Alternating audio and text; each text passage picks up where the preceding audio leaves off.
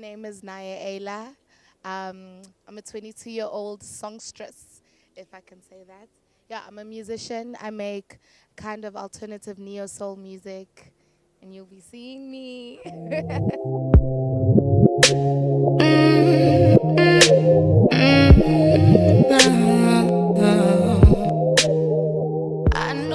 Naye is my second name. It's Xhosa, I'm Xhosa, so it means she too. Or also her. And then Ayla is a Turkish word I found on Google one day when I was looking for words that that have something to do with the moon, because I have an obsession with the moon, and it means might of the moon.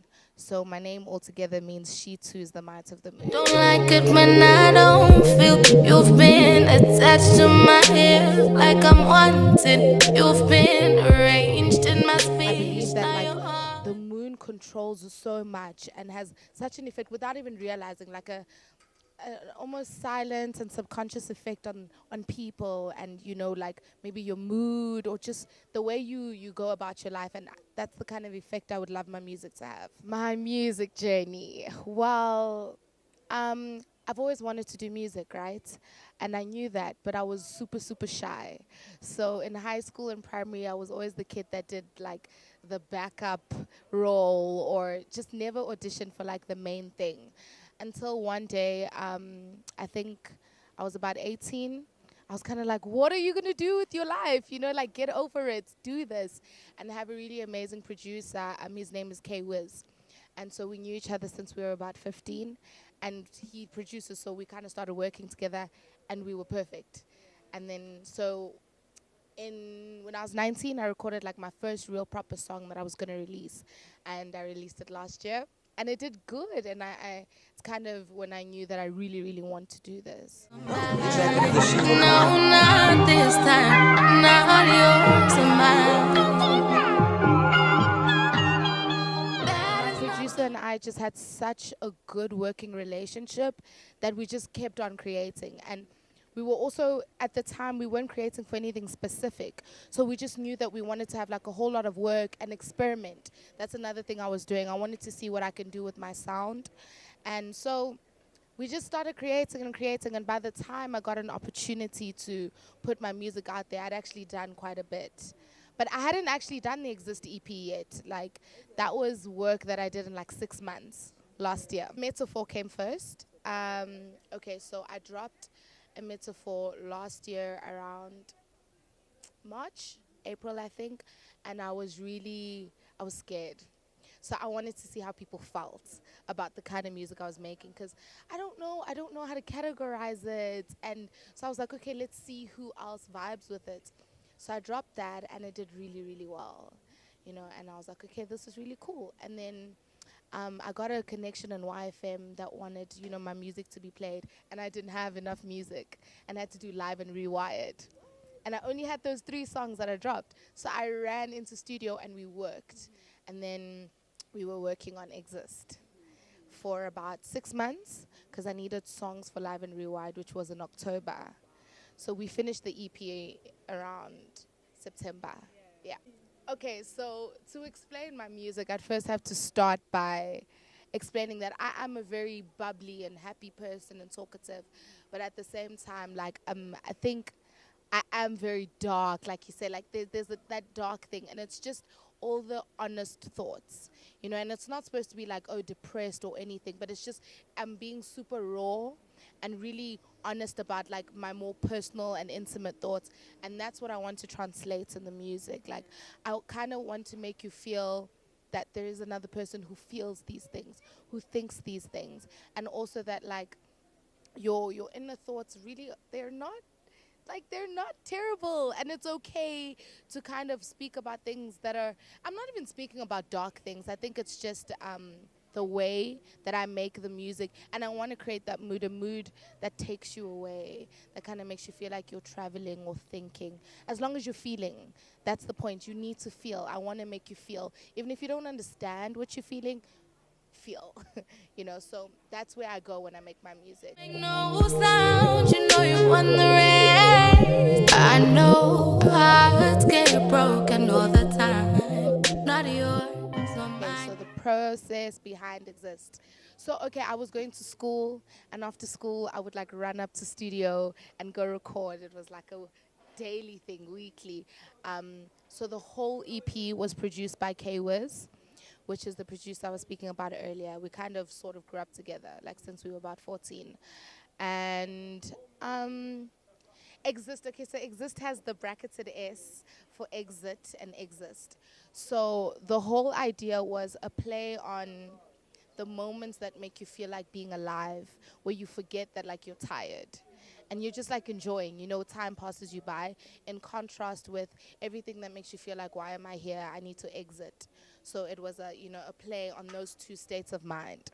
So there's a lot of the songs where it's like happy, or you're speaking about some boy that makes you feel good, and another one, like for example Juela or Kicks Out Nights Out, they're more about like feeling used, or feeling like you're here to adorn other people's lives, or just tired and you want to kick back and you want to start over.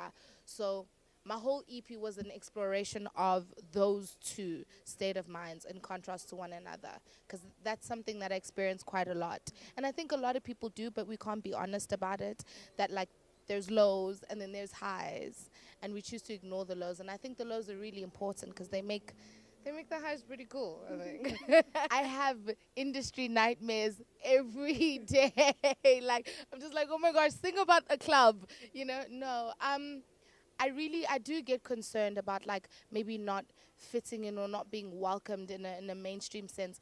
But at the same time, seeing the kind of reception that I've gotten to this point, and with not a lot of PR either, like I was doing a lot of things on my own, and seeing that reach and so many people who appreciate like the things I'm talking about and the kind of vibe I'm going for, it kind of makes me feel like there's like a gap. There's enough people singing about clubs and my Jimmy shoes and like, I don't know, all of that stuff. I really think there's enough people doing that, and they're good at it, and I can't try to do that. I'm going to fail dismally, and I think that I bring the other aspect of music to some people's lives, where they get to think and feel and relax, also just chill out, and not have to be busy. So yes, it worries me, but at the same time, I'm very excited to see if I can open new doors, and just, especially in the South African markets, I think there isn't enough young female singers that aren't singing on like a house beat, that are just doing their own thing and being honest. So we'll see. My influences when it comes to my music, I have, oh gosh, Thandiswa Mazwai first and foremost, and I know it doesn't always translate, but she's definitely one of my inspirations in terms of just being like really true about the way what you're writing about, and like it being representative of who you are. I can safely say that anyone who listens to my music, whatever picture they get of me is probably me. That's what I mean by that. And then obviously I love Erica Badu. I love Iszede, Caesar. I don't know how people say her name, but she's a huge influence of mine. I like that her music is very, very soulful, but extremely alternative. And I think that I'm on that kind of tip as well. And then obviously, like, I love like jazz, your Jill Scotts and Nina Simone, and I love the Beatles. And like your older, I love old music like Sade. Sade is a huge inspiration of mine. So yeah, that's kind of like the music that I listen to. What is authentically South African about me? I think it's enough that I'm authentically South African. And I think it is so unfair to expect people who are from a certain place to all do the same thing the same way. I wasn't raised like anyone here who's around me, and so I wouldn't think like any of them. And so I think it should be enough that I'm authentically South African, even if I don't make, kwaito music or house music or Vinag. I mean, I have like 2 songs that have Vinag. and I have nothing against Vinag. If it comes to me in that song, I will write. And if not, then no, I can't force myself to be that person.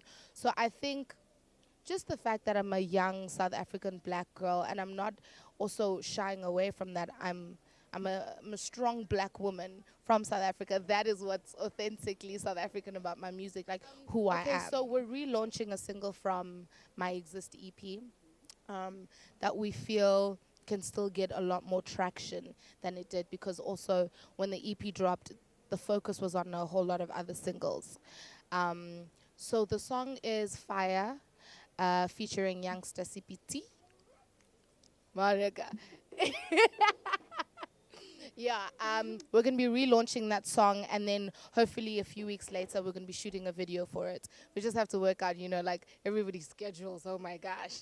Yeah, that's the song we're going to be dropping next week. So I'm really, really excited. Fire is, it's, I have such a huge existential complex. I really, really do. So everything's kind of about like, oh my gosh, everything around us is so suffocating. So, yeah. So Fire is about rising above. Like you can see that there's things around you that are trying to bring you down, but like you're great and you're a flame, you're a fire. Like nobody's supposed to be able to touch you. You're supposed to be impenetrable. Like you're great. So all I see is fires around us, and just like rise. Don't be. There's a line where I say something like, "Numb the bark so it don't know that it bleeds honey," and that's just saying like things and people around you, they make you forget your worth. You have no idea that you're producing honey. You have no idea that you're producing gold, because that's what people have made you think. So it's kind of just about like, be great, do you, like be a superstar, in short. Collaborating with Youngster, I think those were my gods just working for me. So he was working with my producer at my producer studio, and my song played, and it was incomplete at the time. So he was like, "Oh, yo, what's this?" And my producer was like, "This is, an artist that I'm working with. The name's Naye. Do you want to jump on?" And he was like, "Yes, dude. Like, I'd love to." So my producer calls me and he's like, "Bruh, Youngster's on your song." I'm like, "Nope, you're lying. You're lying." Until I heard it, and I was like, "Whoa!"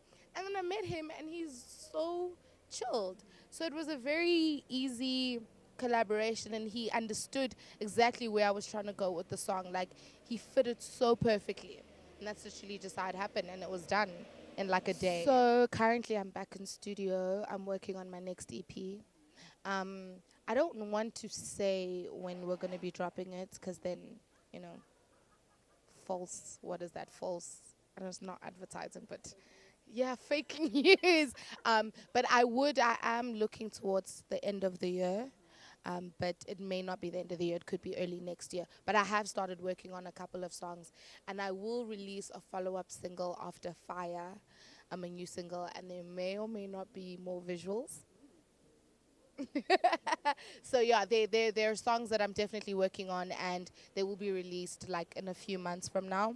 Super excited, and I am working, so we're going to be working on a video as well, and I'll also be working on some visuals, like a short film docu kind of thing, just so people know that like Naye Ayla is, Naye Ayla. She's right.